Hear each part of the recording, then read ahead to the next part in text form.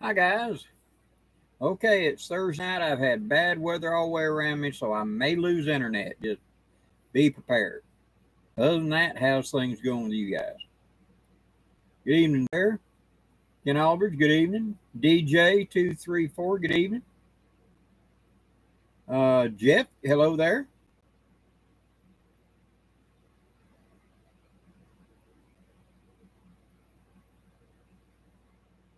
Jeff, I hope the fires die down for you. Craig, hello there. Gear Boy, howdy. Gray Wolf, an early night. Yeah, early night. I got in it. Just a couple minutes before 7, but I made it. Harold, hello there. Mopar, hello. Counting the days. Hello to Northern Washington State. Fishing Golf 2, hello to Illinois.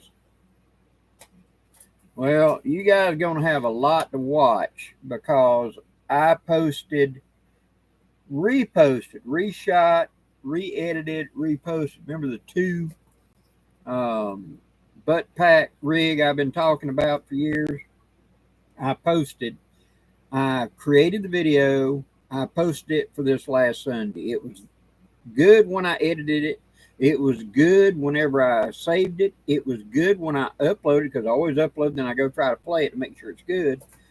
Everything was fine. And then I left it. Well, when it went live on Sunday, no sound. What was there was not sound. It was some gobbledygook. And I took it down within 30 minutes of it posting. And so I went back and just reshot it. So I'm trying to do this at high speed to make it as short as possible. I think I still ended up talking for 45 minutes. So that video will post tomorrow for the ground pounder. Then Saturday is going to be another one of the percussion series. It's a long one, a big depth dive. And then Sunday will be the Master Woodsman series on hammocks. That's going to be a big dive. So I think I got like 3 hours posting Friday, Saturday, and Sunday total. So y'all got a lot to watch. Gary, hello to Wisconsin. Rocklet, good evening. Gary, good evening. William Sisk, good evening to Missouri.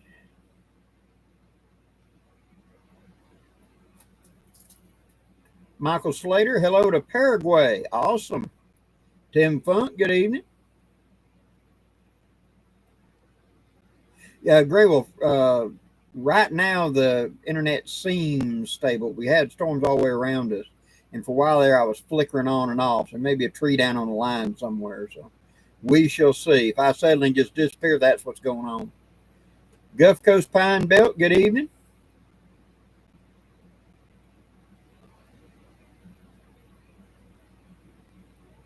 Timothy, hi Blackie, how are you feeling these days? Pretty good. I'm taking it day by day and just trying to. Every day I'm getting a little bit better. So there's some days you just got to back up a little bit, but I'm hanging in there. Common Sense Karen, hello.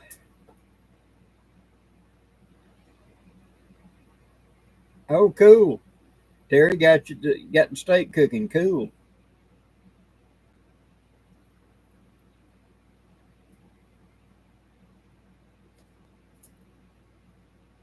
Cool, Rob. I'm glad that the Morrow's Elmer's glue trick worked to get that stuff off the handle. Glad it worked for you.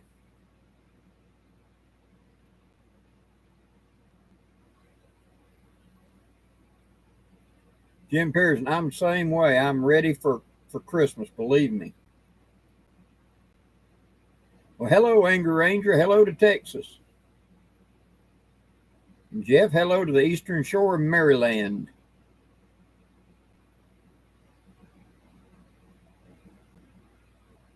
2020, you made it. Congrats. Jesse, hello, brother. Thanks for dropping in.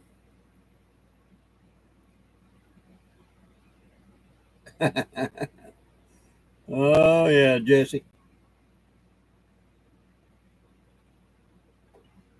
Oh, cool. You got your radio call sign, Gary. Awesome.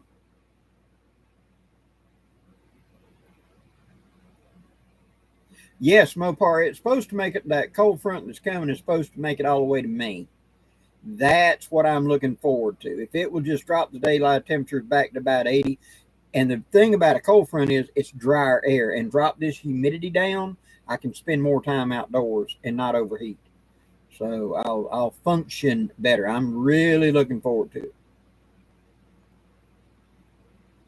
Gearboy Forge, my sister's mother, it is my half sister, Michelle.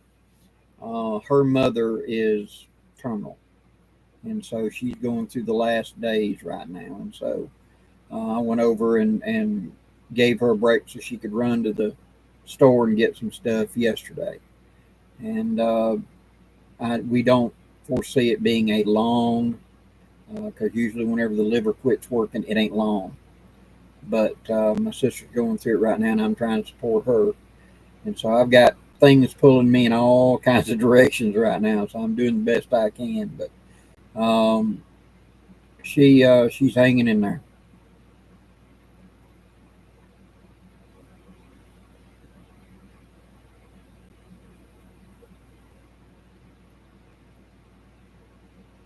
Hello, Bob and Chris in Southwest Ohio.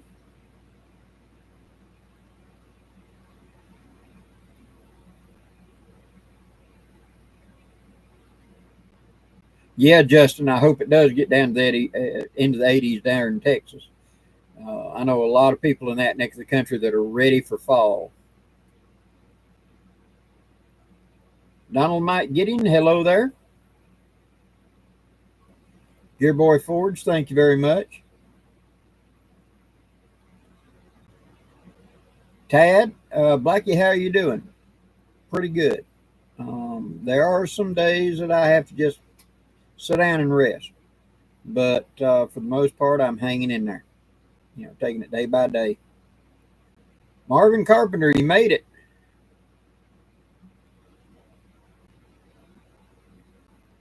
Hey, cool, Justin. All right. We had rain all day today, and it's cooled it off. Just 78 right now, but it's. I had the big thunderheads going all the way around me. I mean, like boom, boom, boom, boom, boom, boom, boom. But they went about 5-10 miles that way from me, and they keep splitting and going around me thus far, which I'm very grateful for. And hopefully it'll calm down here. But we needed the rain. That we're in the end August. It's that hot, humid, where it's like you're standing right outside of an oven. I mean, you breathe and feel the air going in and out of your lungs. It's so thick. Oh, it's just. I used to love to go down to the airport and just sit there and watch the door open up at the airport because it's an outdoor thing. You come down and walk into the airport, the little small town airport, and the door would open up with a flight coming in from somewhere, and they'd open the door like, you know. And you'd see them getting off the plane going, oh my God, yeah, welcome to Bama. So, Charles Martin, what happened to Sunday's video was on YouTube's end, it corrupted it somehow. I uploaded it and it was okay. I checked it once it was there, it was okay. And then after, and I did that like on Thursday or Fridays when I uploaded it. Because you don't go to upload to YouTube on Sunday. They're throttling everything for everybody to watch. And so what would take you 30 minutes to load will be like 3 hours. And that video was so big, it took like 2 hours to fully load. And I have fast internet speed. And so I didn't try to reload it. And so I mentioned today, I have remade that video and it is going to be posting. It's already loaded up now. It will be posting tomorrow on the channel. So I think it's 1 or 2 o'clock tomorrow is when it posts. And it's going to be about a 45-minute long video. That's part 2 of the ground pounder old school butt pack set. And then part 3 will be me setting it all up, including the bug net, because at the end of it, I show you how I made the bug net. And the bug net goes up underneath an army poncho. So you'll get to see that. So it's coming. Excuse me. Ralph Williams, good evening. John Kennedy, hello, brother. You gonna be there in 2 weeks? Cool. Let me know when you get down here. I'll see if I can swing out there and just say hi or something.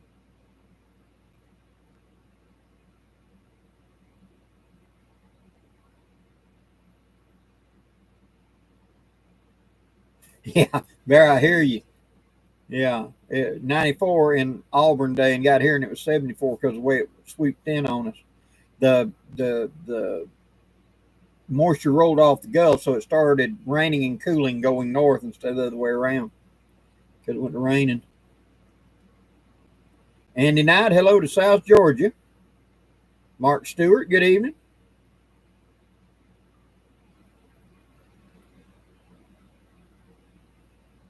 Oh, cool, Kent.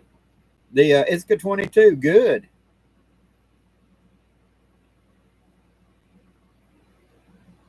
Charles Martin, thank you. I'm pretty confident that whenever I say I'm gonna post a video, I'm gonna post it. So if something doesn't happen and it don't pop up, it's usually something went wrong.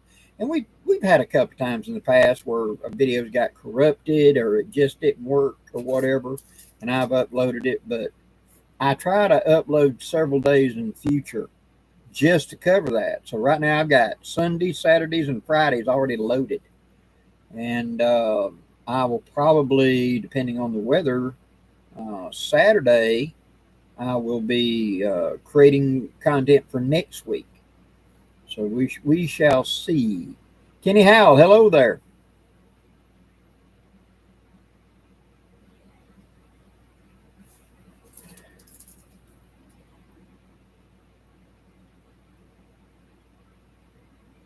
Okay, Blackie, single action army as a up close and personal type. Black Parrot is considered a stage prop here in West Virginia. What's your opinion of the single action army? Black powder is a self defense carry. It'll work just fine. A 45 caliber or 44 caliber at the velocities that it propels at are very respectable. You know, Rodney Whitfield, hello there. I've had several people tell me, "Oh, them old, those 45s, they're just old. They're not that powerful." And my 10 millimeter Magnum is more right. Let me load it up for you. Let me load you black powder in a 45 Colt. The off the shelf 45 Colt loads you buy today are a quarter power load because they're scared to death. You got great granddaddy's antique that was never rated for smokeless powder, and you're going to drop it into it. Go look at the 454 Canoe. That's what the 45 Colt modern loaded is. They just changed it so you couldn't put it into the old antiques. But if you take and load 40 grains of black powder behind a 250 grain bullet in a case and compress it like you're supposed to, it'll leave the barrel at over 1,150 feet per second. It generates more boom, bam, and thrust than a 44 Magnum does.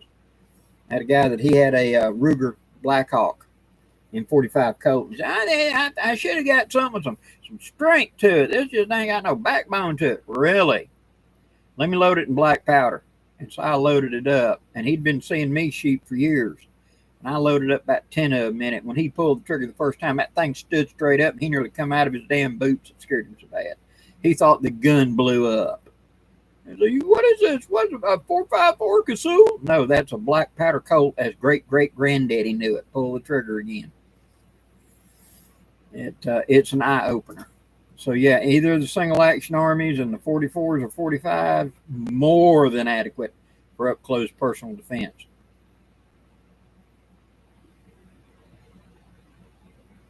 Tennessee Smoky, any new products on your drawing board, packs, haversacks, etc.? Oh my lord, I have I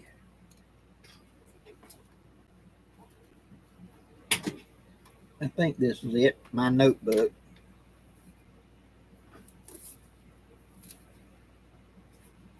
Yeah, this is it. Blackie's book of sketches and ideas. And I have nice sheaths, turning a mailbox into a tent heater, Pathfinder flip cards for canteen cooking, How to rework a lighter, 44 caliber shot loads. Oh my God. I'm thinking about halfway through this book and just ideas and stuff. And I got another one somewhere over here.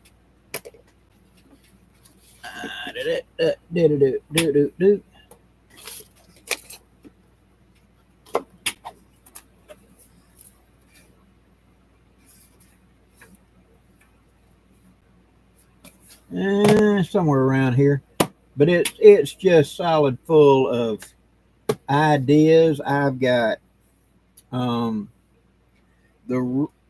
got 5 haversacks designed. You've already seen 2. You've seen the Blackbird and the Red Hawk. There's 3 more in that are improvements along the line. I have a hammock that turns into a ground thing that turns into it's a hammock that you can put on the ground and use it as a ground pounder bed. And it also has a tarp that's hooked to it that you drape over the top of you. It water seals you in. So it's an all-in-one type thing. I don't know. I've got a pile. And it's just when I think I need to bring something else out. And right now I'm pretty happy with what I got. So, but I was at a big event and somebody who shall remain nameless, we were talking and they saw me talking out of my notebook about ideas. And after a while, I happened to look over and they were easing over to get a hold of that notebook because they wanted to look at that notebook. And that's my idea. So had a good laugh at it.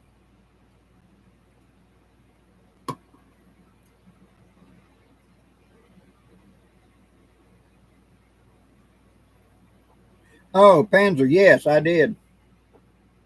I've got punches as well that I punch out the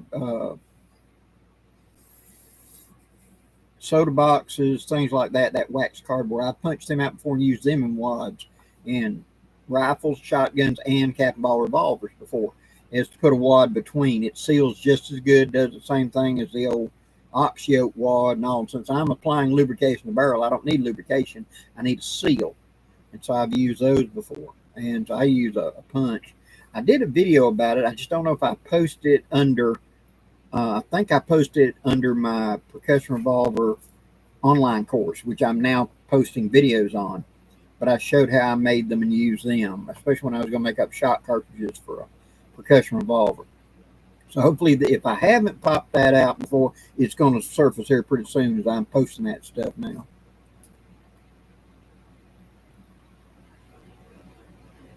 Oh, good. You got some vacay time. Awesome. Mark Stewart, the mailbox heater. One of them, not the thin, cheap little aluminum ones like you got today. You look around the thrift stores and you'll find these. It was sheet steel mailbox. I mean, like mailbox that big. And it's easy to make a wood stove out of them. It really is.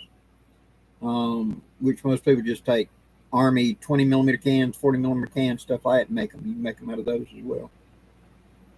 Find somebody local that can run a plasma cutter, and I'll have one made up. We'll see.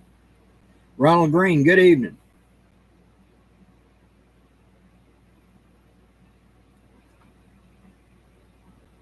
Jesse, I'm not going to be able to make it up there. I've got other obligations that's going on. I wanted to be there. I planned on being there, but I just got other obligations that's holding me back right now.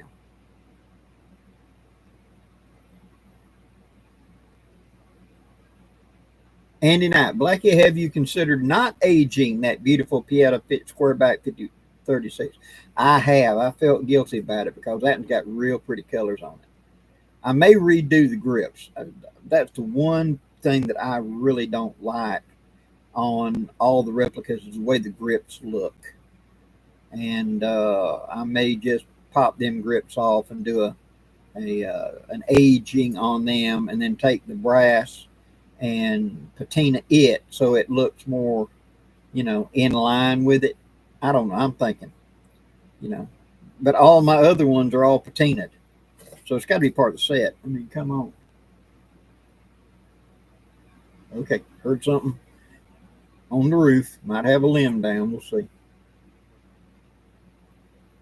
Okay, where was that? Striker,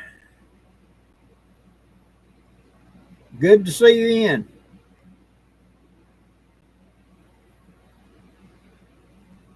Oh, my Lord. Peter, okay, Blackie, can you explain the grinds on knife and chopping tools and what each grind do and what type of grind is basic kitchen knife and Swiss Army knife, etc.? Okay, let's cut it to a little, not going so much in depth. Let's look at it this way. A very thin profiled knife slices really well to cut things shallowly, like meats, things like that. But a very thin blade doesn't have much backbone, and so you can't bear down on it much. If you want a blade that is going to cut, a saber grind or something like that, where you have slabs come down and then it tapers in to the edge, does well. What do they call that thing? Like a moor and all of that. They've got the grinds that have got a nice big bevel right there. Okay, you see where the big transition is. That works well, but the thing about it is the transition when you get up here, when you're trying to bear down and cut, it'll cut well until it gets to that line, and that's what's called shoulder out. So if you want a knife that's a working tool, it's got to have a little torsion power, like you're carving, and I got to be able to twist this knife. You want a little bit more backbone on it. If you want something that's a slicing tool, predominantly meats, or you're cutting fur or whatever, then I want to, if you want to make long feather sticks, then you want a full taper, because it's a nice even wedge the whole way. See, don't have much backbone, but it slices well. The thicker they get, the more backbone they got, and the less they like to cut deep and clean. That's the basic of it. Chisels and things like that have a more robust edge to it because they're going to be hit. Chopping tools need a bigger, more robust edge to it. If you sharpen an axe to where you can shave with it, unless it's extremely good steel and you're chopping extremely soft wood, that edge is going to roll. It can't help it. It's just because that impact of hitting is going to roll it because it's so thin now. See, so you see the axe sharpening book that you used to circulate around, and the guy's taking a double bit axe and he's shaving with it. He's got it so sharp. That's great as long as you're chopping really soft trees. But if you go to chop something kind of hard and gnarly, that edge is going to roll.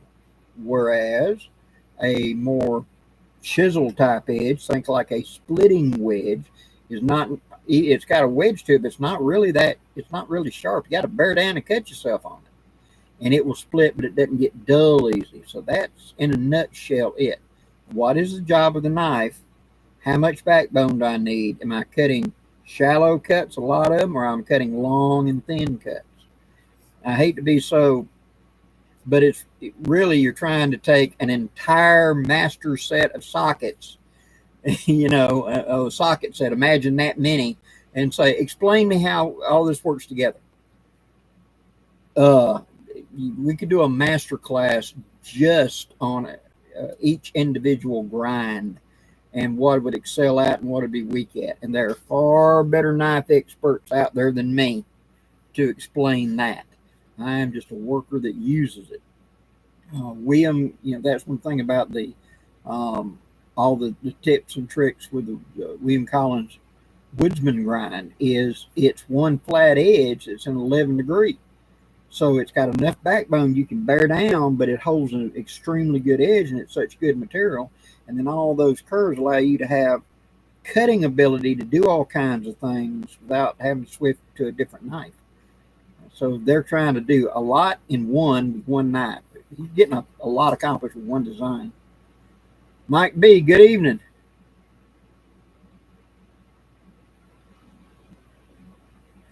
Chris, Blackie, canoe preference, plastic or aluminum? If it's an aluminum that's got insulation in it, I like aluminum best. If not, plastic.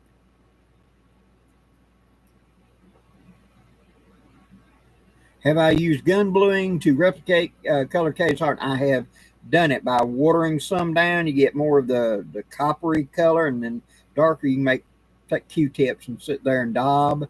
You can make it look similar.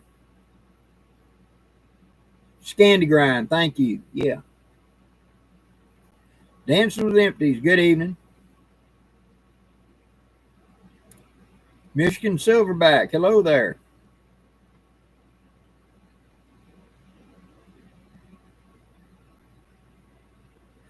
Yeah, County, modified Scandy works really well as a general all-purpose. Good night, Jesse. Tad, Blackie, what grind do you prefer? I like Scandy really well. I really do. Gerald, you're just in time. Everything's great. I like Scandy. I really do. And a second choice would probably be like a saber grind. One of those two. I don't like a blade that's terrible thin, but I don't like a blade that's terrible thick either. They're just a personal choice and preference.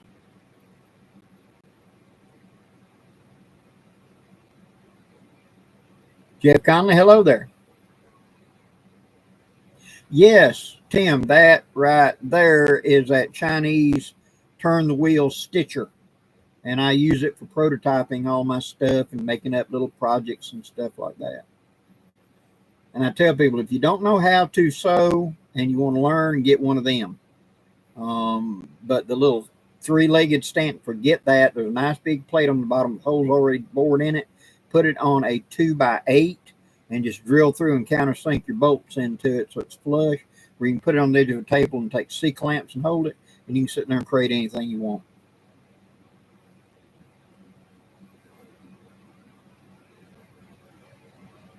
Will, how did Native American settlers treat snake bite?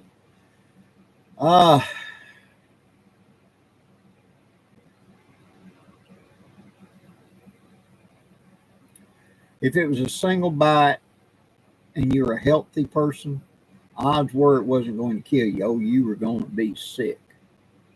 But odds were it wasn't going to kill you. Now, how bad it caused other problems. The worst bite to get was a cottonmouth moccasin because it was not the venom. The venom is bad, but it was not the venom that got you. It was the bacteria in their mouths. And it almost always went gangrene. And so quite often they would burn it. They would make a hot iron and hit it and just burn and try to singe it off of you, which sets you up for other problems. There was no real anti-venom or anything like that. And what the Native Americans quite often did was they just let you suffer through it. Let you run through the fever.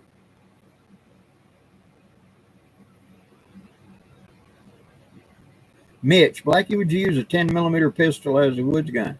If I was accurate with it, yes. I have carried a 1911 and a 9mm before as a woods gun. So the 10mm is just a 10mm when it was created, and I know how it went and all that stuff, was a 40 caliber, and it was shooting the 180 grain bullet that was the target darling of the 45 ACP crowd at that time. In target match, it was 180, and it was moving at close to the speed of the 9mm. So it was almost the size and the weight of the target 45, but moving at the speed of the 9. That was the first 10mm. And when they slowed it down and made it accurate, that was the invention of the 40 cal. And then 20 years of development with a 40 cal, we finally got bullets that were stable in flight. Because when they first brought that caliber out, the bullets looked like tuna cans. They were as wide as they were tall, and they porpoised. And so when the FBI got it and decided to adopt it, and they got it out on the range, ISPC shooting was like 10 to 15 yards. And the FBI was trying to shoot at 25 yards with their guns, and they couldn't keep it on a trash can at 25 yards. And when they slowed it down to where the bullets stabilized, they brought them out, and somewhere in my collection somewhere, I've got a box of Remington ammunition. I think it's Remington, maybe Federal. And it says on the end of it, 10mm FBI load, which we call it 40 caliber today. They finally just shortened the brass thing and called it 40 cal because it was stable, and the 10mm went away. The 40 cal came in. It lost the speed, and then whenever they boosted they finally got good bullets and all that technology after 20 years of the 40, we were able to get the 10 millimeter back. And so now the 10 millimeter is pretty close in performance to 357, which is really cool. But yeah, I wouldn't have any problem carrying it as a field gun as long as I was accurate with it. Blackie, can you use olive oil as a gun knife oil? Yes. Keep all three. Good evening. Randy, back in the Civil War time and before that, you will find reference to sweet oil being used as a gun oil. That's olive oil. That was a common name for it back then. We say olive oil. But back in the pre-Civil War days, all the way back into the 1600s, it was sweet oil. So, yeah, it works fairly good as a gun oil. Now, when it gets cold, it's going to get thick. So your automatics, it may jam up. But as far as prevent rust, lubricate parts, works well for that.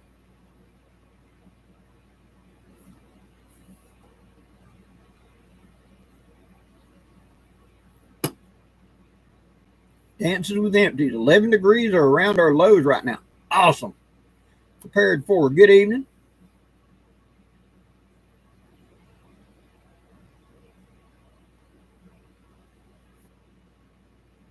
Kent, Blackie, wasn't the Walker the most powerful handgun until modern magnums? Yes. It was considered the most powerful handgun up till 1935 whenever they brought out the 357 Magnum. But I will also say the 45 Colt was an awful close. The 45 Colt under military load was, but they didn't load the military load for just a month or two, and then they changed it because everybody complained it kicked way too much. And if they had ever put a rim on that cartridge where it would fit in a rifle and work, that's the reason they never put a 45 into the rifles. The rims were half the size they are today. The center punch would punch it out of the cylinder, see. The rod punched it out, so you didn't need a rim for extractor. It was only whenever Colt and Smith started trying to put it in swing out revolvers, they started putting a rim on it. But if they'd done that, I think that it would have been a big seller back in them days because it's really impressive. Okay, catch back up.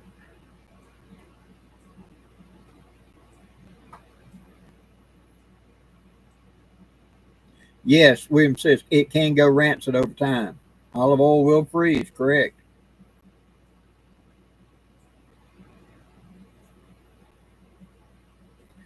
Wouldn't a 45 ACP and 230 grain medium cast do the trick in lower 48? Absolutely. Absolutely. You got to remember the 45 ACP earned its reputation as a man stopper shooting hardball. 70 something years we carried that in combat shooting hardball where it's not supposed to do nothing but poke a hole in you.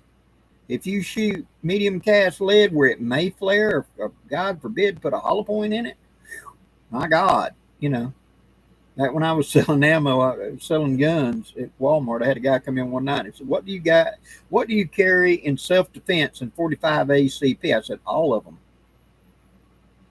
I would not select the hardball as my first choice, but I wouldn't feel ungunned with hardball either because it did make its reputation for 75 years using hardball. So hard cast, medium cast, yeah, it'll do a good job.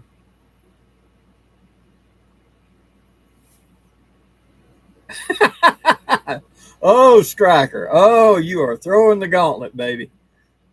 Yeah, the true 10 millimeter, which go back and look when they were bringing them out in the late 70s. But the problem was it wasn't accurate because that triangular design just, oh man, it's going like hotcakes, but you couldn't hit a trash can at 20 yards with it. And so that's the reason the FBI backed down and created the 40. You could.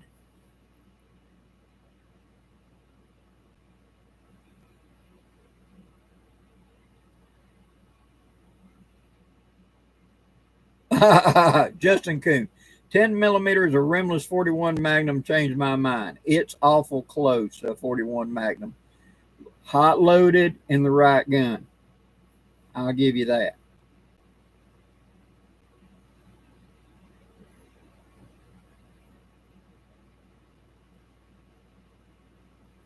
But 112, hello to Rome, Georgia.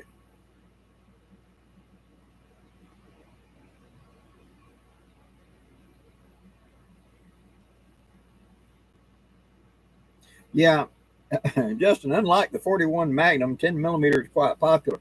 Yeah, because it's an automatic too. Um, you know that Smith and Wesson made an automatic in 38 special. You heard that correct. It wasn't special cartridge. It was a standard rim. But they made an automatic. I think it was a model 39, 639 or whatever. That was in 38 special.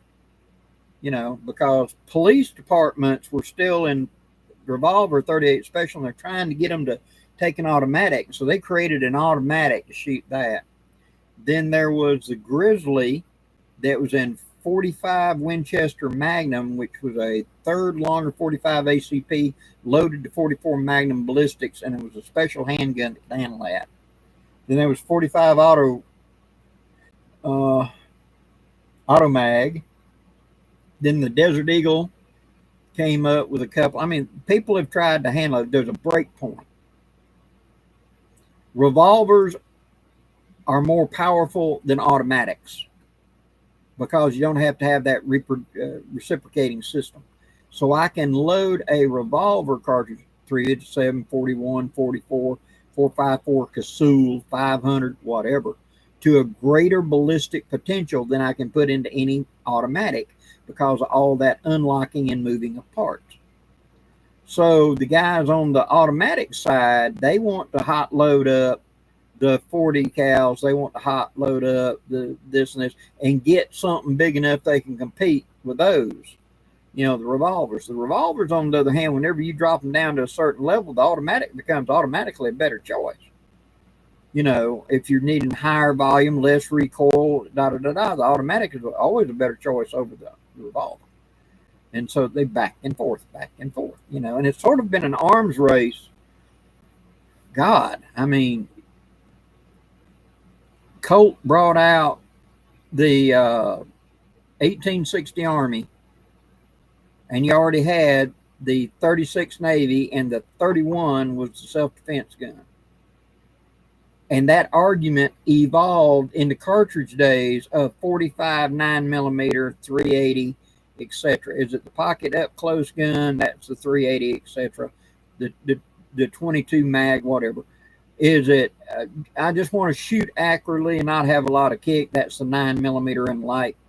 And I want burn, blind, and deafen them. That's the 45 mindset. Those three new cartridges are plugged in, but it's the same old argument down the line of which one will do whatever. And people today don't know about the older. You know that the 40 caliber. I'll give you one better, Justin. The 10mm equals a 3840 Colt hot loaded with black powder, which is a 40 cal bullet weighing 180 grains, and I can get that old handgun to outperform that 10mm automatic, and that's from the 1870s is when that gun came out. When they adopted the 40 cal, that was a standard load in the 3840 in law enforcement. Same bullet, same weight, same speed. The cartridge case and the launch platform. But what I've always said is, my granddaddy taught me, and said, apples to apples. If the bullet is roughly the same diameter, if it's roughly the same shape, if it's roughly the same weight, and it's roughly moving at the same speed, it's the same. I don't care what threw it. It's roughly the same. Just like my little short 357 lever gun, the 357 coming out the bullet duplicates 30-30, or actually 35 Remington, which is a favorite bear gun in the Northeast because of the size of the bullet, the weight of the bullet, and the speed of the bullet. What throws it ain't much difference as that. But we still have not come up with a good way to truly express ballistics. It's flawed. And it sounds good, and it really is in the middle. But when you start getting out in the peripheries and you try to compare this one to that one that ain't close together, it really doesn't work out.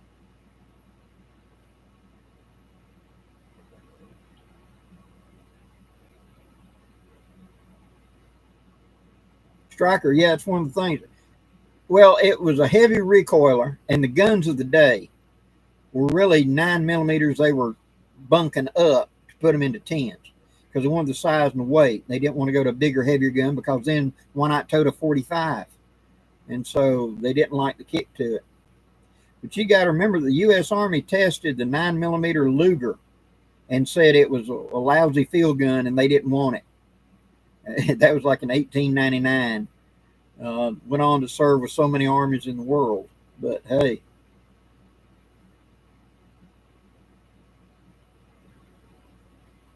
Correct. Wade, 40 Smith is 10mm Kurtz.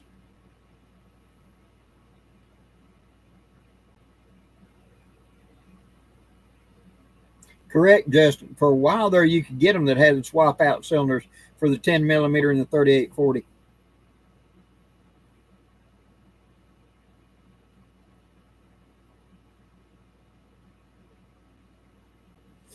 Yep, 357 automatic, less popular than 44 automatic.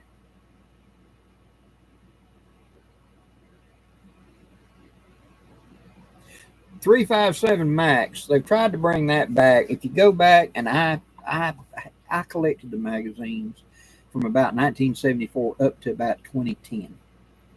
Every one of the shooting times, guns and ammo, etc., and several of the other big names of the day, gun mags. I had subscriptions and I got them in, and I read them and just stacked them up. And I remember when the .357 Magnum first came out, and then all the gun manufacturers, in less than 6 months, were saying, we can't guarantee the barrels because it was just so hot overloaded.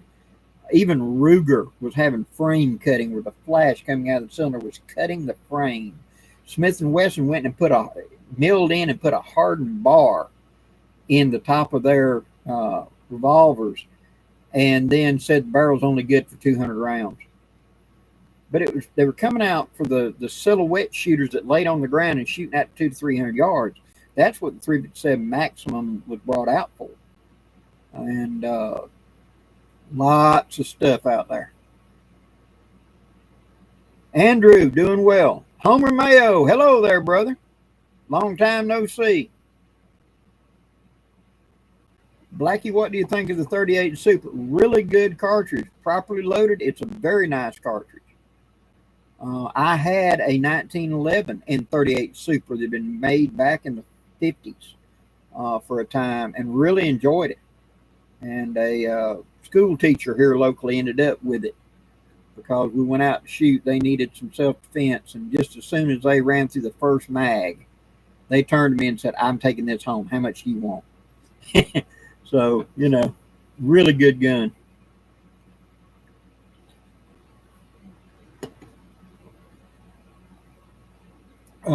Gray Wolf, correct. John Loudermilk, hello, brother. Oh, Remington 5mm. Oh my God, there's one. Yeah, wait, Dan Wesson was the best one. The barrels were easy to interchange, remember? The Dan Wesson system allowed you to change barrels, and the gun came with 2 barrels. And you could change out the barrels later on. And I remember the case set came with 2 different grips. You had a 8-inch barrel, a 6-inch barrel, and a 4-inch barrel. And you had a full-size grip for like a target grip and a snub nose grip. So you could put the small barrel in the small grip and have a snub nose. You could put the long barrel and the long grip on it and have a target gun. And the 8-inch barrel was actually tapped and all to put a pistol scope on. And I bet it didn't sell for $400 back in them days. Oh, if I could step back through time, give me a copy of Shotgun News.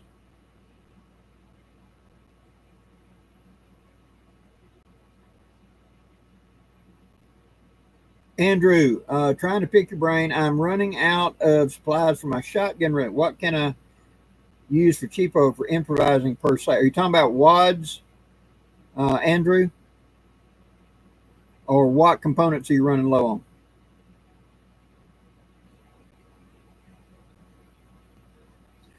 Oh, you have a Marlin 3840 made in there. Would you shoot new ammo in it? Yes. Just keep it to cowboy ballistics. Standard load will fire in it just fine. because it's a lot of meat there for that smaller cartridge. But at the same time, do not think you're going to load that sucker up. The one I was talking about earlier, the hot loading 3840, was in a modern gun. Randy T, hello there. Correct. Yeah, they had the thing on the Dan Wesson, locked it in.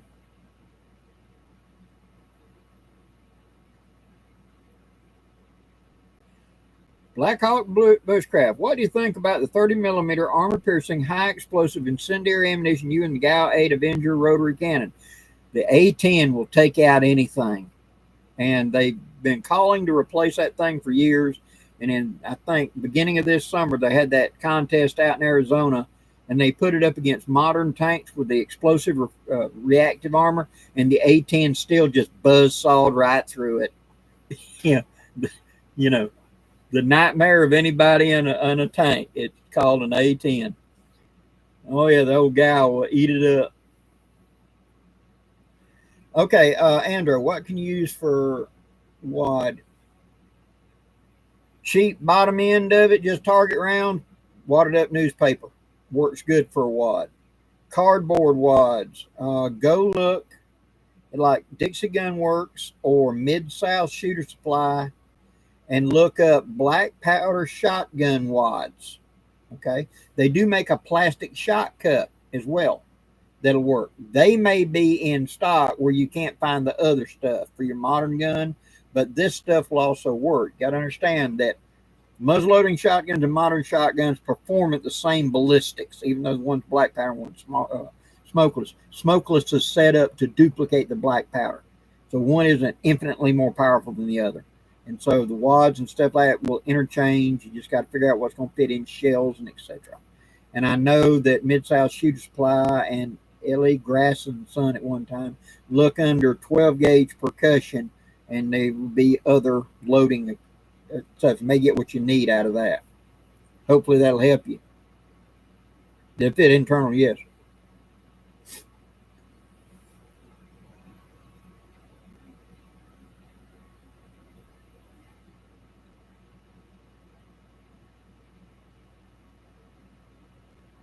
Yeah, Black Hawk Bushcraft. Oh yeah, the A10 is great. I'll tell you a little story about an A10. Back when I worked Enterprise Electronics 40 years ago, and I was not driving a truck, delivering military radars or whatever.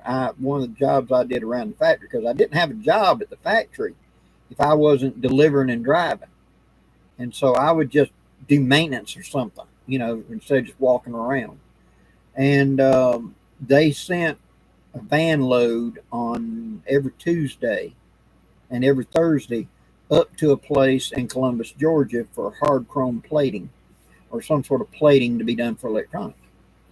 Well, you got up there north of Clio, Alabama, and Baker Hill, and this is just a 2-lane going through the woods in the middle of nowhere with agricultural fields on either side, and the A-10 pilots would be flying around up there because there's a big air base up in there, and you'd see them out training. And they would practice doing gun runs on cars down on the highway. Of course, they're not shooting, but you'd see them line up and stuff like that. Well, I figured out what they're doing. Here I am driving this big old white Dodge van.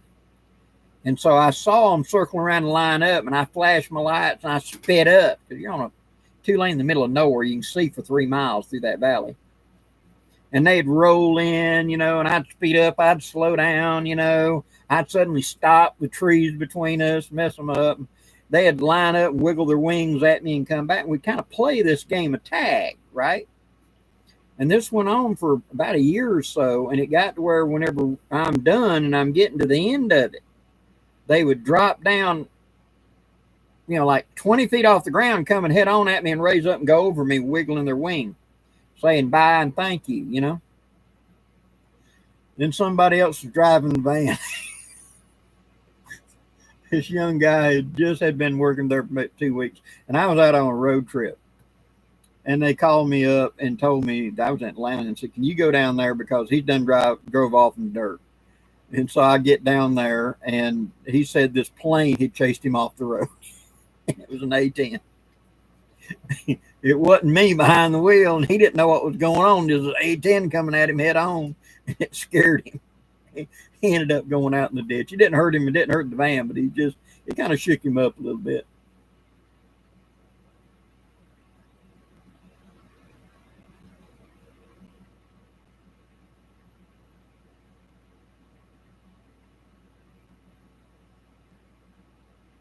Shane Lawson, good evening. Rick Brock, good evening. Yeah, that burn.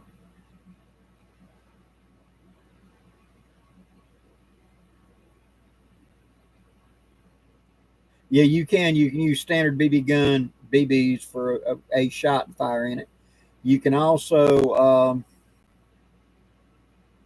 man, that's a long job. But you take a tin can and you poke a hole in it of a certain size, and you have a board. You have the can sitting right here, board going into a 5-gallon bucket of water, and you pour the lead in the bucket and let it drip. So it will drip out that hole and roll down in the water and make your own shot. Swan shot, but it should be, depending on how long the board is, you can make it sort of round, but we did that for living history and stuff. If you do a search online of homemade shot for a shotgun, you'll find people that figured out ways to make it.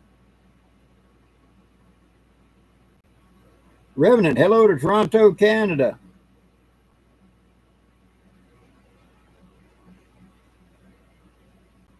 No problem. We talk about everything.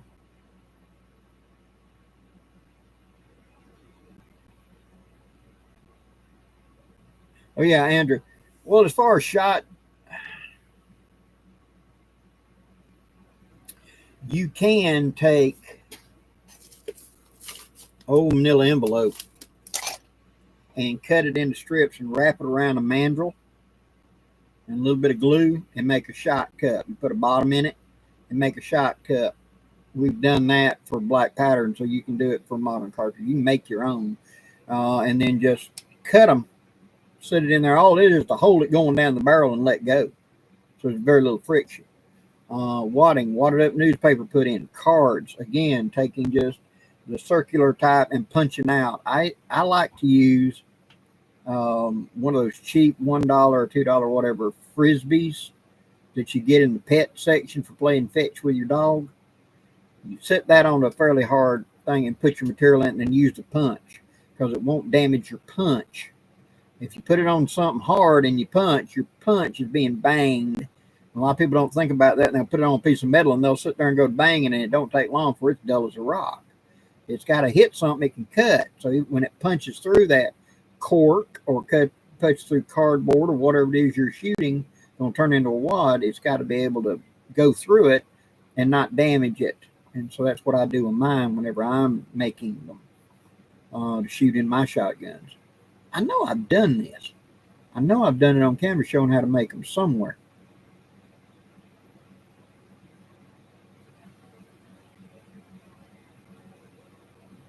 Oh, cool, yeah. I've gone to watch A10s do live fire exercises on derelict vehicles and stuff out there, and it is real. You don't have to ask, is he on target? Stuff starts flying off the target, so it's kind of obvious.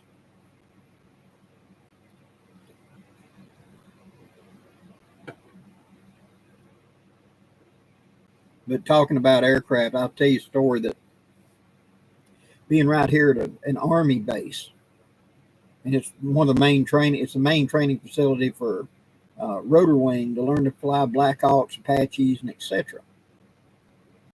And so one night I had a lady come in to work with two small children.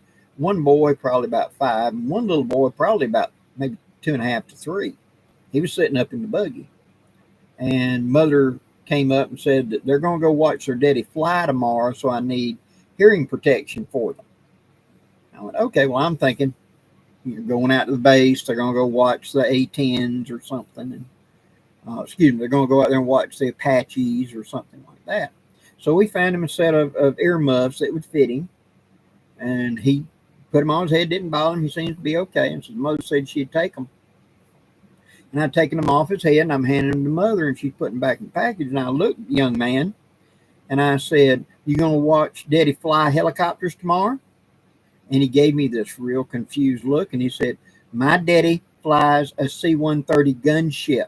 When Apaches get scared, they call my daddy." Son, you made my day. When Apaches get scared, they call his daddy. Oh, yeah.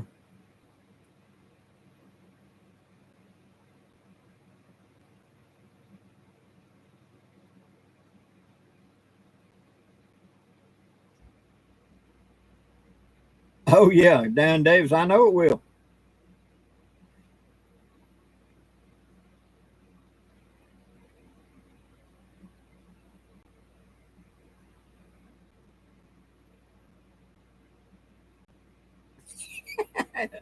Dance with empties, I hear you.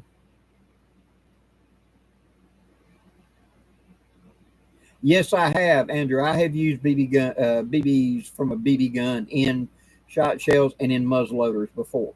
In fact, if you go look at Dave Canterbury's videos where he's showing you how to load shot and etc. like that, where he puts the adapter into a 12 gauge and turns a single shot shotgun into a muzzleloader, he's using BB gun BBs, and it will work fine for that.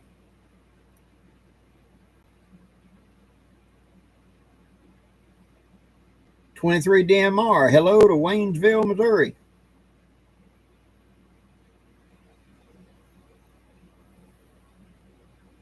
Sir Malcolm, hello there.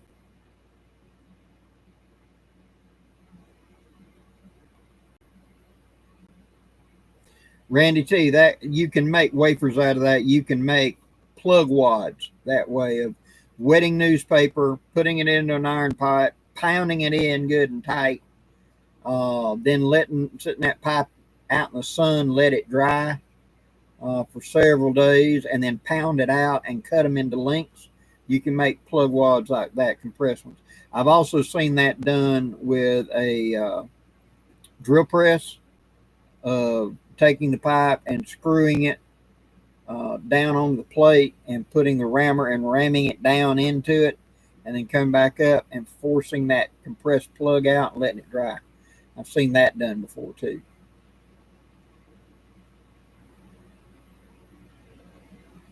Blackie, do you think they will replace the A-10 with something that can devastate the battlefield like the A-10? I don't think so. They've been trying and trying to. For years they said we're getting rid of the A-10. The F-35 can do the job. No, it cannot. And whenever we went into the last unpleasantries, it was quite obvious the A-10 was the one of choice. And they said, well, the modern tank, you can't hurt the modern tank with explosive reactive armor. They just did a test in the beginning of June. They took some tanks out there with reactive armor, and the A-10 just chewed it up like it was nothing. So they probably will one day come up with something, but not for a while, I'm betting. Thank you, 223.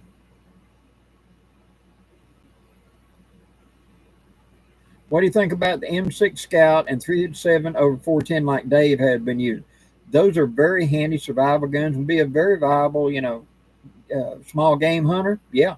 307 will handle anything up through deer, even elk up close if you can place your bullet well. And the 410 will handle all the small stuff. So it's a really good idea. Those guns aren't cheap, but really good idea. Chris Evans, thanks. Glad you're here. Eddie, hello to Camp Lejeune. Awesome. Old Grouch was at Camp Lejeune for a long time. I've heard many stories about Camp Lejeune. Andrew Kelso, glad to do it. At Camp Lejeune, where you got the hill where it transitions over to the Army base, they had a Marine coming down one Sunday. This Marine coming down the hill on a set of roller blades, and he couldn't stop, and he went through the gate. And so the Army guy took off after him, and just 50 or 60 feet up, he managed to stop. And when the Army guy, told him you violated that, he said, yeah, and I'm sorry. And he said, I need your ID. He said, okay. And when he handed him his ID, he said, I'm the new Commandant of the Marine Corps. That was Krulak Jr. He had not taken command yet, but he was going to be taking command that week of the Marine Corps. And he was just out rollerblading, checking out the base, and got in trouble.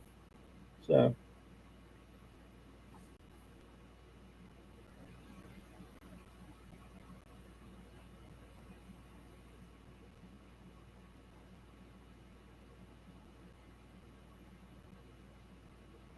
Well, now, okay, something else, Sir Malcolm, talking about aircraft.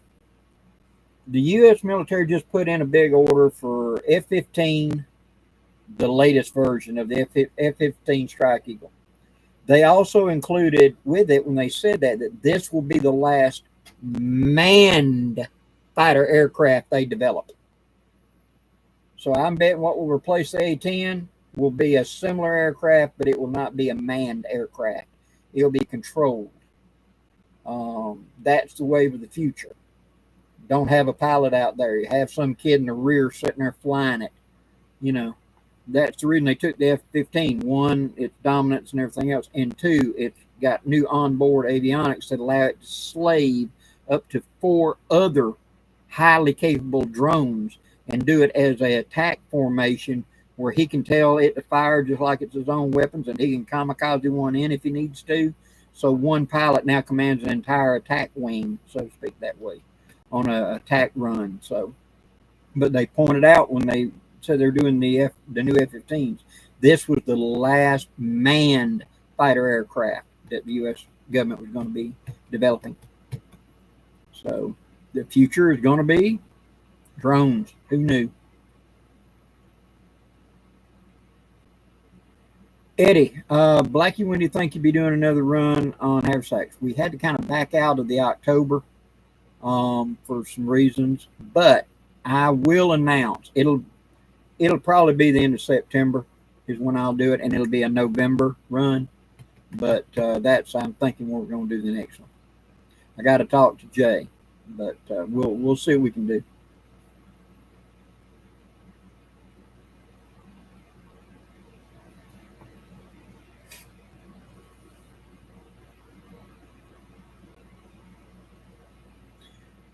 The unmanned is clearly the way everything's going. Russia's developed a tank that's unmanned. We have a tank that's got a minigun mounted on it, and it's a Bulldog. Its job is to patrol around a location.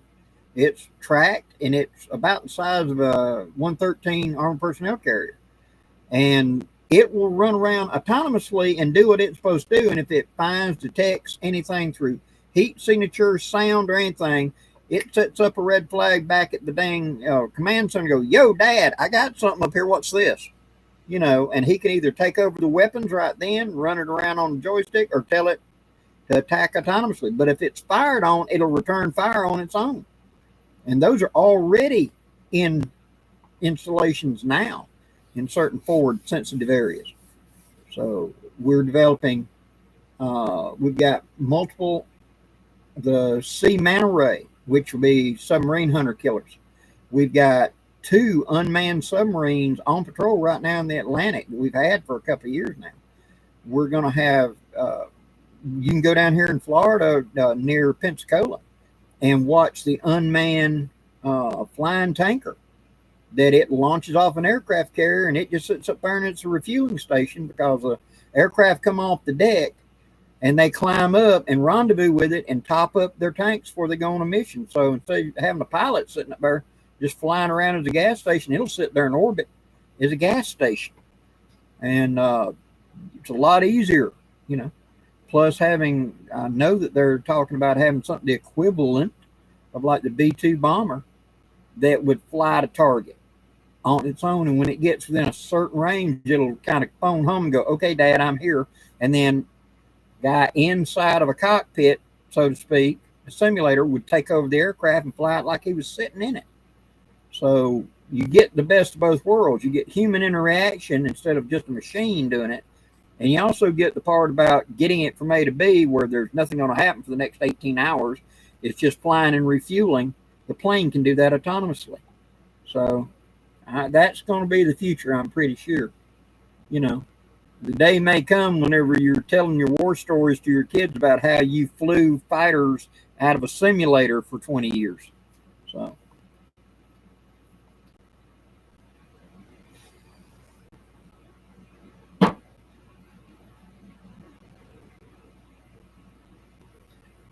John Letterman, yeah, you never know what they've actually got and have had hidden for quite a while. So,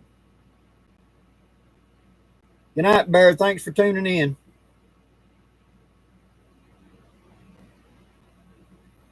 Yeah.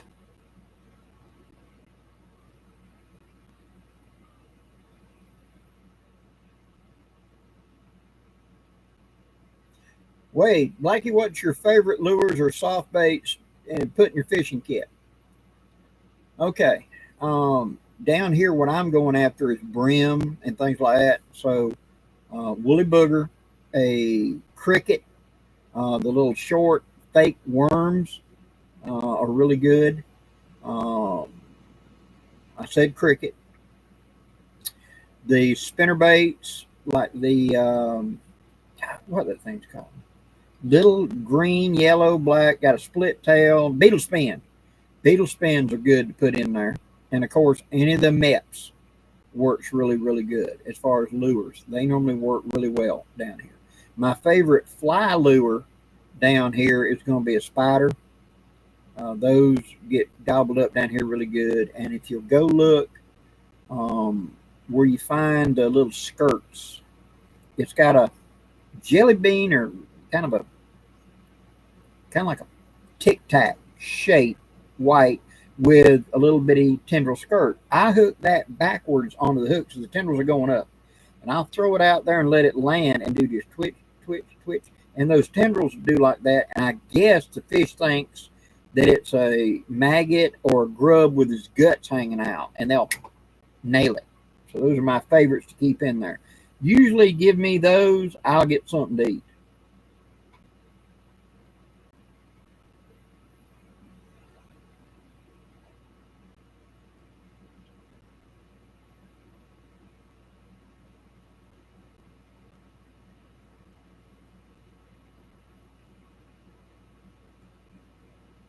Yeah, crickets work really, really good. Now, finding and catching your own on a bank. Start looking for dead trees, rotten logs. That's what you're on. Stumps. Break the bark off. Underneath the bark is just a haven for grubs, worms, bugs, whatever. If it's black, it's bitter, nothing eats it.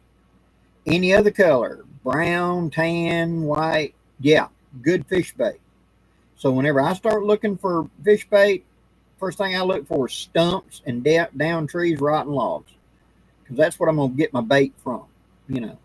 And I'll find a lot of earthworms once they're laying on the ground. I'll find earthworms underneath the bark where they come up and going around, you know. You'll find crickets, you'll find grubs, you'll find whatever. I don't have to identify it as long as I know it's not black in color. If it's black in color, nothing's going to eat it down here.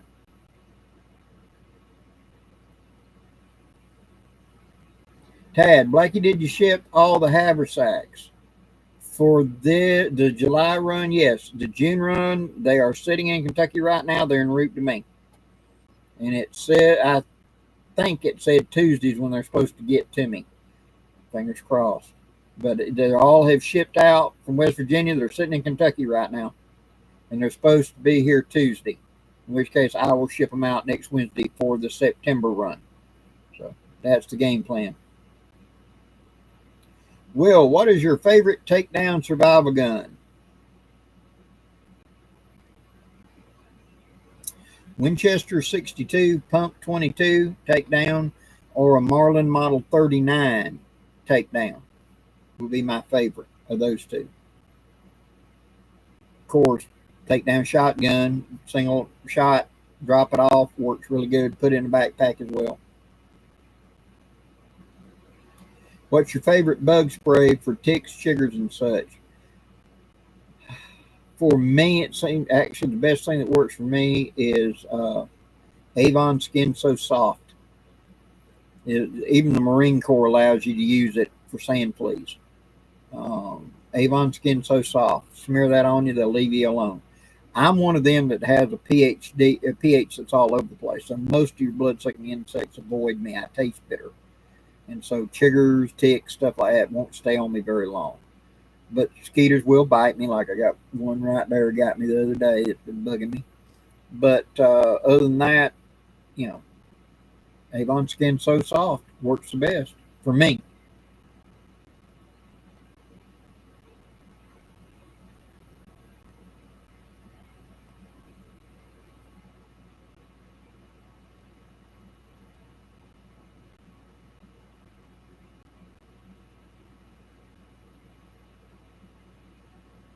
What's your thoughts on the Angle of Death aircraft plane? Afraid I don't know that one. 1022 takedown, good one. Tad, please do come in October. Have a great time.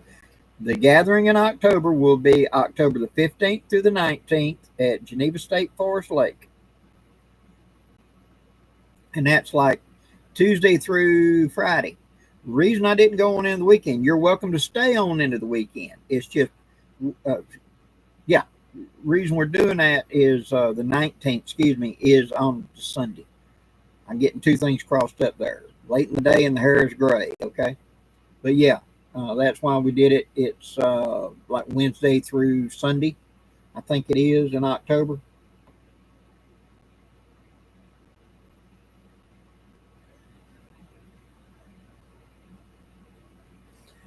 Blackie, what's your favorite caliber lever action for deer hunting? 4440 is what I like to hunt with. I have hunted with all the above, 30-30 and etc. Most of my shots going to be 50-60 yards because of such thick cover down here.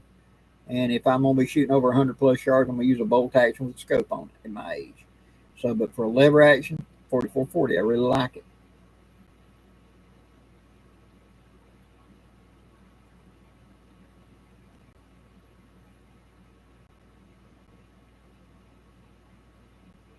Tim Pierce, after being bitten by a red bug or chigger, do you paint fingernail polish to stop the annoying itching? I have, yes.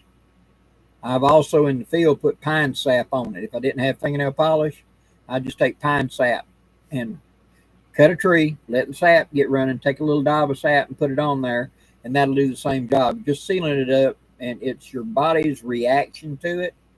And by doing that, it'll help stop the itching. Dance was empty. Yes, dryer sheets and naphtha can repel mosquitoes and stuff like that. And if we're having a family get together out on a deck, we got fans blowing on it, I'll hang dryer sheets on a paper clip so it'll spin around in the wind to spread and broadcast that out to try to run mosquitoes away from the participants that are there to eat.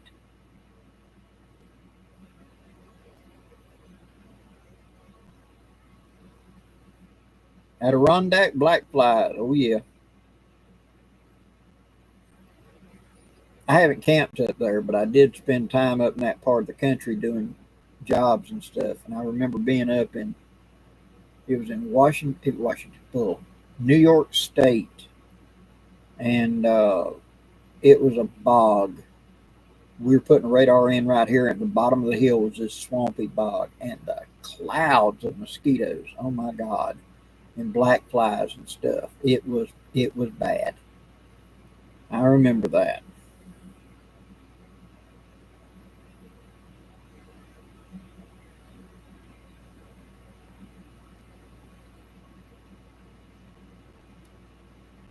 22. I have heard about using Listerine mouthwash that way, but I haven't done it. I have heard of it, which I've also heard about spraying vodka too. But God, why would you want to waste that?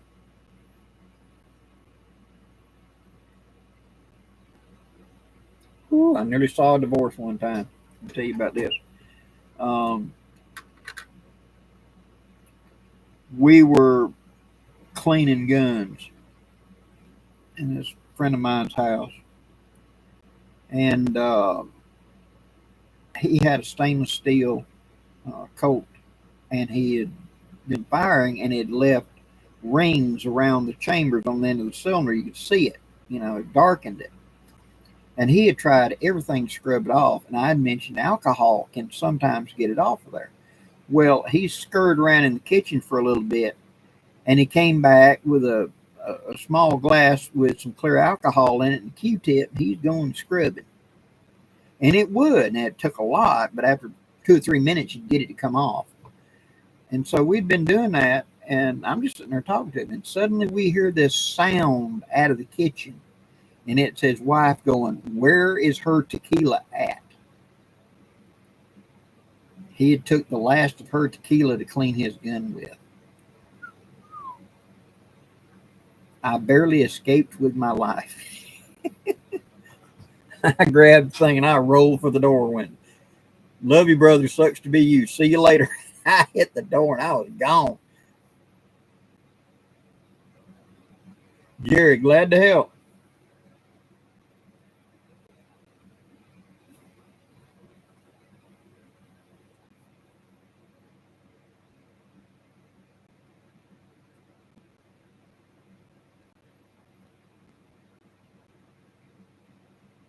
Oh yeah, the 100% data. I remember. It's a miracle we didn't all die of cancer from that stuff. Kent, okay.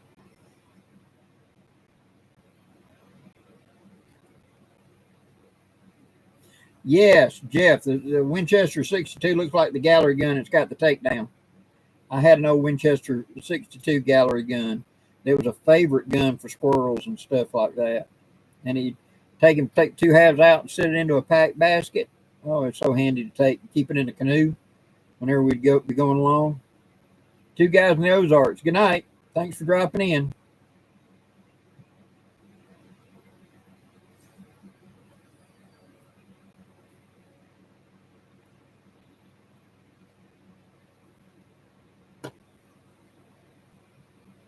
Rolling block takedown. They made them. What caliber would you want, Gray Wolf?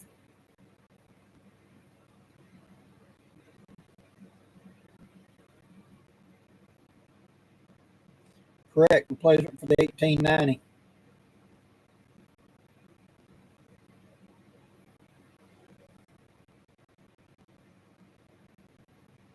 That pump action little 22 gallery gun was just a great little small game gun. It really was. And once you learned, you only had to move it. That's all you had to do. It wasn't no like a shotgun, move the trombone. You could almost be as fast as a 22 automatic. That toggle would pop up and you could get, pretty fast shots. I rolled a rabbit one time. I missed him on the first one, and he took off, and he started that curve, and the first one missed him clean, hit underneath him. Third one hit a little bitty scrub as it went by. It hit it, not him. As he turned, that's when I got him with the 4th shot. He went to the J hook back in, and I led his nose and hit him and took him out. It was like 1, 2, 3, 4, and I'm 4th when I finally got him. I remember my uncle looking at me and going, "I thought you was going to run a whole box till you got that one." I was going to run the whole magazine one way or another. He's stopping.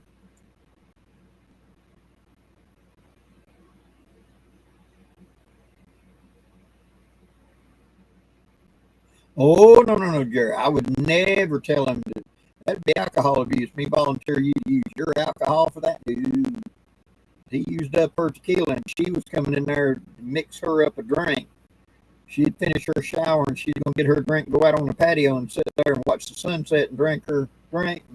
He done burnt that. So, uh-uh.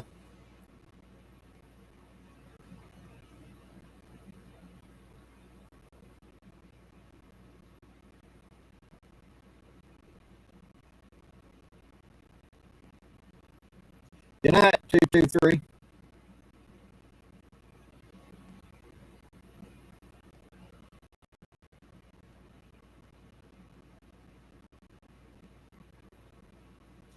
The Chiappa takedowns, I've heard several people say they liked them. I haven't got to shoot one personally, but I've heard that several people that have got them and have made comments they really liked it. So you might want to look at that. Or what, a Chiappa Badger or something like that.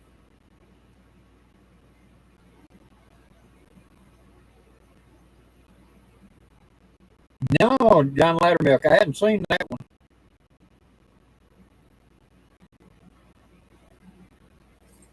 Yeah, and the Ruger has bought Marlin, and I believe they just brought out the Model 94 lever action.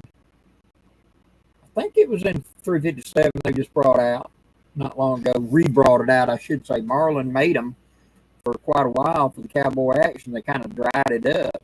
I had one in 44 Magnum for a while. I really liked.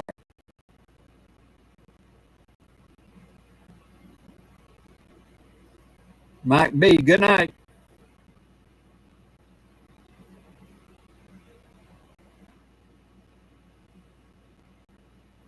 Old 92 and 387 is pretty good as well. And once you flick up that action a little bit, pretty nice field gun.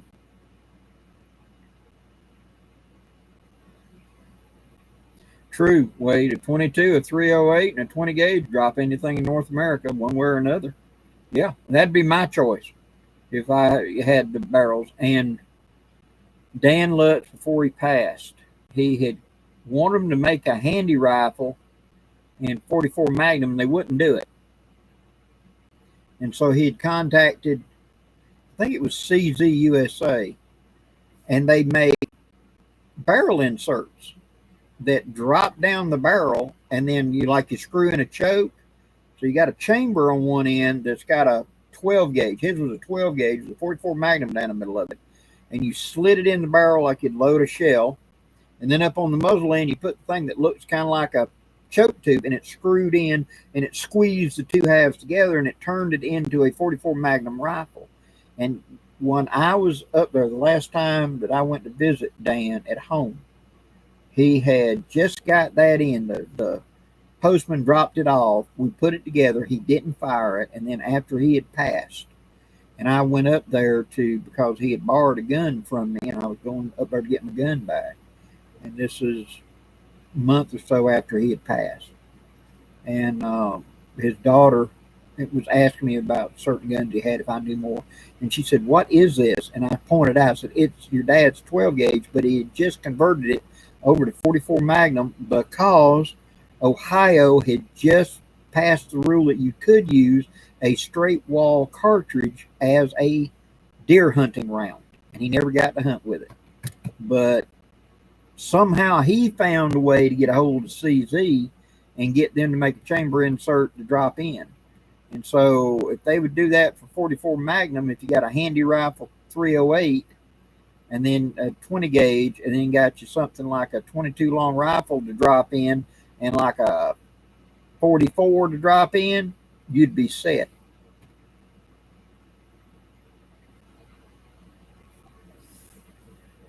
What do you figure is the best survival fishing rod or kit? Ooh.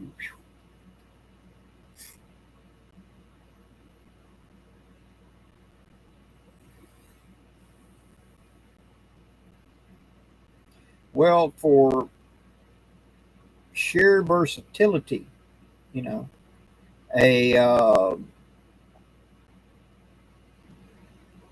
what is that called? It's the rods. You wrap them around, they don't ever break. Super tough rod. God, I've got one I've had since the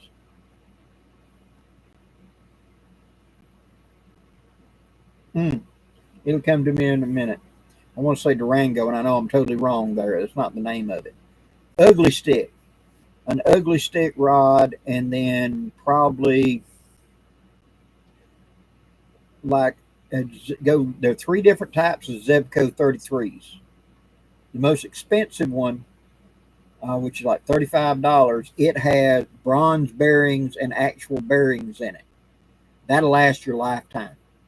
If you can find an old antique from 50 years ago, that one had bronze bearings and all, and last your lifetime. The cheap 33 has got plastic gears in it. It'll last maybe a year or two. But the old 33s like that were all steel, all metal, and all bronze, you could take them apart, clean them, and get them back into operation. A lot of times just dry grease them all from season to season. That makes them where they feel gritty and all like that. We'd take the reels apart and spray them down with brake cleaner and melt all the old grease out. Let them air dry, put fresh grease onto them, get them running good, and then we'd put fresh line in it beginning of the season. And some of them reels were 20 years old whenever I got them, you know, and they ran just like a brand new reel. And you can fish and catch most stuff with a 33 and just what line you got on it. And put an ugly stick on there that will bend rather than break, you should be just fine. Tenkara is great, but that's just cane pole fishing with just extra lines. If you'll get you a medium action fly rod, about an 8-footer, you can Tenkara fish with it. You just don't have a long pole. But all that is in cane. I laugh whenever somebody contacted me several years ago and said, Blackie, you just got to look at this. And this guy was doing a Tenkara fishing seminar in California and was charging $300 to learn how to fish with a 12-foot Tenkara pole. And I went, that's cane pole fishing. Any redneck in Alabama will teach you how to fish with it for a 6-pack. You know, how to roll cast, flip cast, slingshot, flip cast, all of those. That's just cane pole fishing. Just he's got it where you can take it on and off, swap lines. That's all. And I have seen cane poles with an eye up there that you could hook various lines. We just put a swivel snap to it and hook to it. And a lot of guys would put the line on a swivel and then snap it up there. That way your line could turn any way. It's got a swivel up there and it never bound up. I need to get on my butt and do a in-depth fishing video. Well, guys, that's about an hour and a half, and I appreciate and I really love all the comments. Thank you so much. But I think I'm going to call it quits just a little bit early tonight. I got to deal with some stuff that I found out right before I went on air, so me and my wife got to deal with that. I do appreciate it so very much, and I plan on being here next Thursday night. For an EDC, do you prefer a fixed blade or a folding knife? I carry a Swiss Army knife folding knife on me all the time. If we're going to be in the field all the time, I'll tote a fixed blade. But good night, everybody, and thank you so much. I really needed this. I really need to talk to y'all for a little bit. You've helped me a lot today. So till next time, guys, I'm Blackie wishing you safe journeys. God bless, and see you next week. Maybe it'll be cooler.